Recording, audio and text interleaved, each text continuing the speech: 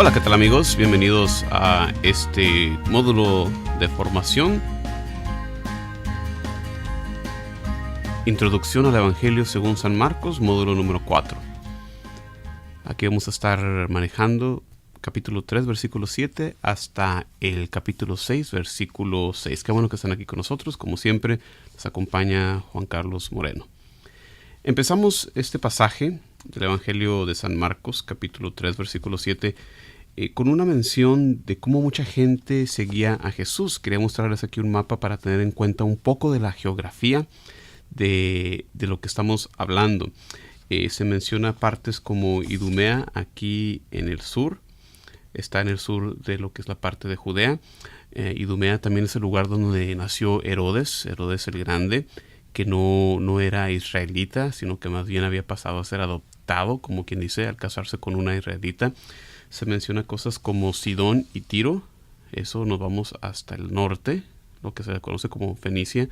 Entonces, como referencia está aquí Jerusalén, Samaria es el norte, Galilea, y hasta el norte de Galilea, el lago de Tiberíades, el mar de Galilea. Entonces, cuando se menciona Sidón y Tiro, muy al norte, en el área del norte de Galilea, donde viven personas gentiles. Vemos en este pasaje que son, una vez más, la ironía de que las personas no reconocen a Jesús, sus discípulos no lo reconocen. ¿Quiénes son quienes reconocen a Jesús? Los espíritus impuros. Capítulo 3, versículo 11, que reconocen: tú eres el Hijo de Dios. Cosa irónica. Vemos como también, una vez más, ese secreto mesiánico que los biblistas mencionan en el versículo 12. Jesús les ordenaba que no se hablara de él en público. No quería Jesús que hubiera malos entendidos. La gente todavía no estaba lista para comprender. No lo hubiera seguido por fe, sino quizás lo hubiera seguido más bien con la esperanza de que fuera un Mesías terrenal que los viniera a salvar de la tiranía de Roma. En el siguiente pasaje vemos ahora cómo Jesús escoge a los 12, empezando en el versículo 13 de este capítulo 3. Les tengo ahí una lista de los apóstoles, de cómo nos lo dan los Hechos de los Apóstoles, cómo nos lo da Mateo, Marcos, Lucas, con unas cuantas diferencias, ¿verdad? Cada uno. Pero lo importante notar es cómo Pedro siempre, ¿verdad? Pedro siempre a la cabeza, encabezando todas las listas. Lo que nos habla del significado, ¿verdad? Para nosotros en la iglesia, nosotros reconocemos a Pedro como el primer papa por ser esa cabeza del colegio apostólico, y entonces nos habla de su importancia. Vemos en este pasaje entonces aquí de cómo Jesús escoge a los 12, cómo los manda con su misma autoridad, tanto para exorcizar, como nos dice aquí Marcos, así como también para enseñar y sanar a los enfermos.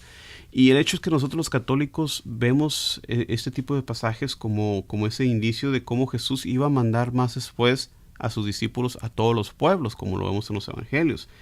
Y una vez que salieron ellos, bueno, ellos consagraron a otros hombres, fueron estableciendo iglesias locales, como vemos a Pablo, por ejemplo, y dejan encargados a otros hombres santos, a otros hombres buenos, a continuar su labor en una posición que nosotros hoy en día llamamos obispos. Los deja como encargados. Y este proceso se le llama el día de hoy sucesión apostólica. Y es la aseguranza que tenemos nosotros de que la doctrina que tenemos aquí en la iglesia es una doctrina que viene directamente de Jesús a través de sus apóstoles. En el siguiente pasaje vemos cómo habla sobre los parientes de Jesús. Es un pasaje que nos muestra lo perdido que estaba la gente en lo que va a la identidad de Jesús. Su misma familia lo tacha de loco. Y ¿cuánto de nosotros no nos ha pasado eso? De que de repente tenemos un encuentro con el Señor, nos convertimos a Él o nos acercamos más a servirle, y nos empiezan a decir, incluso nuestra propia familia, nuestros hermanos o primos o tíos: ay, no sales de la iglesia, o te crees que eres un santito, ¿verdad? Si estamos locos, pues que estemos locos por amor a nuestro Señor Jesucristo. Entonces, algo parecido está aquí pasando. La respuesta que da Jesús, muy interesante, como vemos en los versículos del 31 al 34, cuando le dicen, tu madre, tus hermanos, tus hermanas están aquí afuera y te buscan. Y la respuesta que él da, estos son mi madre y mis hermanos, los que cumplen la voluntad de Dios. Esta respuesta no que Jesús estuviera rechazando de cierta manera a sus familiares, a su madre, sino que nos está indicando de cómo los lazos que nos unen a nosotros como creyentes de Dios son aún más fuertes, pueden ser aún más fuertes que los lazos familiares. Más adelante en el curso les dejo un artículo también que explica bastante bien este tema sobre los hermanos y hermanas de Jesús, que como saben bien ustedes, nosotros en la iglesia enseñamos que la Virgen no tuvo ningún otro hijo, fue virgen antes, durante y después del parto. Entonces les dejo un artículo más adelante donde explica esto. En el siguiente pasaje tenemos las acusaciones de los maestros de la ley. Vemos cómo las autoridades acusan a Jesús de haber obtenido el poder de exorcizar por medio de los demonios. Y esto pues es un pecado bastante grande, por el atribuir al demonio lo que son las cosas de Dios. Entonces esto es referencia a ese pecado imperdonable que menciona Jesús. El pecado en contra del Espíritu Santo es precisamente eso, el de atribuirle a Satanás las cosas de Dios. Y Jesús aquí destruye su argumento desde la perspectiva de la jerarquía y la unidad. Nos dice él, no puede alguien endemoniado sacar a otros demonios. Solamente el que tiene más fuerza lo puede hacer. Y nuestro Dios y creador de todo es el que tiene la fuerza, el que tiene el poder, es el que puede con su palabra expulsar a los malos espíritus. Entonces esto lo vimos estamos en el capítulo 3, versículo 20. Enseguida entramos ya a lo que es el capítulo 4 y viendo cómo Jesús nos enseña por medio de parábolas. Y en este capítulo 4 es un capítulo que consiste en su mayor parte por parábolas. La parábola que aquí Jesús nos enseña, la parábola del sembrador, bueno, pues Jesús mismo nos la explica, así que pues ya no hay necesidad de decir mucho. Lo que sí podemos notar en este capítulo es que contiene la predicación de Jesús en parábolas y luego cómo Jesús calma la tempestad. Esto nos muestra de que Jesús no solamente nos está predicando, no solamente está enseñando con palabras, nos demuestra lo cierto que es su predicación con sus obras. Entonces no solamente palabras, también obras. Entonces nosotros los cristianos tenemos razón para confiar en Jesús. Su palabra y sus obras demuestran lo verdadero que son sus palabras, su predicación. Y podemos pensar en nosotros mismos, basándonos en esta parábola. ¿Hasta cuándo haremos de nuestro corazón un suelo infértil donde la palabra de Dios no brinde el fruto debido? También más adelante en esa sesión tendremos un artículo sobre el reino de Dios, un término muy importante que debemos estar familiarizados. Así que más adelante tendremos eso para ustedes. Estamos ahora en el capítulo 5, versículo 1 al 20, un pasaje muy interesante donde Jesús está ayudando, está liberando a un endemoniado en la región de Gerasa. Varias cosas son lo que podemos notar en este pasaje. Vemos a Jesús por primera vez adentrándose en un territorio pues pagano. Estamos viendo cómo Jesús se va hacia el norte, recordando ese mapa. Aunque vemos un poquito antes, ya en el capítulo 3, versículo 7, cómo gente pagana ya lo venía siguiendo, gente de esta región ya venía siguiendo a Jesús, pero ahora Jesús se adentra en ese territorio. Jesús ha venido predicando, ha venido obrando grandes milagros entre los suyos, entre los judíos, y ahora pues va con los gentiles. El pasaje que estamos considerando nos muestra la importancia que le da Jesús al ministerio de la liberación, ministerio del exorcismo. Mucha gente el día de hoy no cree en la existencia del diablo. Aquí en el Evangelio ya se ha mencionado varias veces, se menciona la lucha de Jesús ya desde el primer capítulo. Entonces, viendo a este hombre, vemos cómo vive este endemoniado entre las tumbas. Nos habla de cómo el estar bajo el poder del demonio nos hace menos humanos, nos deshumaniza. Y esto nos pasa también a nosotros cuando estamos bajo el poder del pecado. Nos vuelve menos humanos, nos vuelve algo menos de la grandeza a la que estamos destinados como hijos de Dios. Al igual que otros pasajes, vemos cómo aquí el hombre poseído reconoce a Jesús por quien es Él en realidad, postrándose de rodillas ante Él y llamándole Jesús, Hijo del Altísimo. Vemos cómo los demonios, al ser expulsados, son permitidos entrar en unos cerdos y de ahí proceden a echarse a un lago. Para los judíos, las aguas son el lugar de donde viene el caos, el mal, como quizás podemos ver eso al principio en la historia de la creación, las aguas caóticas. Jesús aquí está devolviendo el mal a su origen. La reacción de la gente, como hemos estado viendo, es asombro, aquí es miedo. Imagínate tú esta escena con la que la gente se está encontrando. Jesús tranquilamente conversando con esta persona que antes vivía como una fiera salvaje. Ahora está vestido, lo que nos habla de cómo Jesús lo ha restaurado a su humanidad.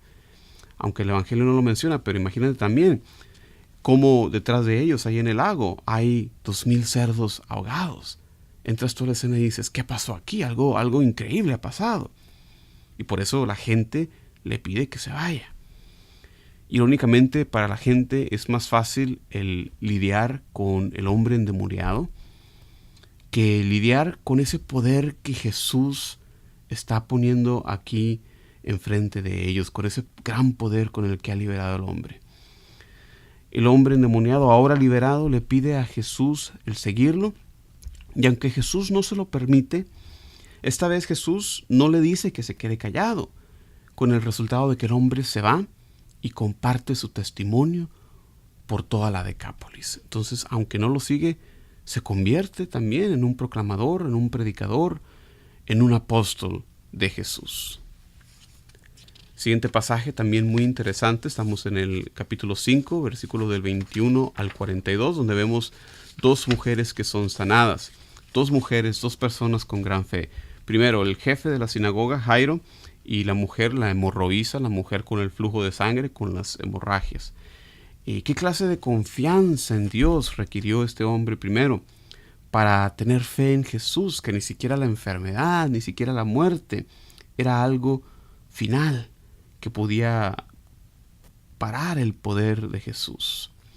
En camino a sanar a la hija de este funcionario de la sinagoga, se le aproxima una mujer que llevaba 12 años padeciendo un flujo de sangre, lo cual la convertiría en una mujer marginada por la sociedad, ya que para los judíos este tipo de enfermedad con un flujo de sangre la convertiría en alguien impura. Entonces no podría acercarse al templo, no podría acercarse a la gente por esta impureza.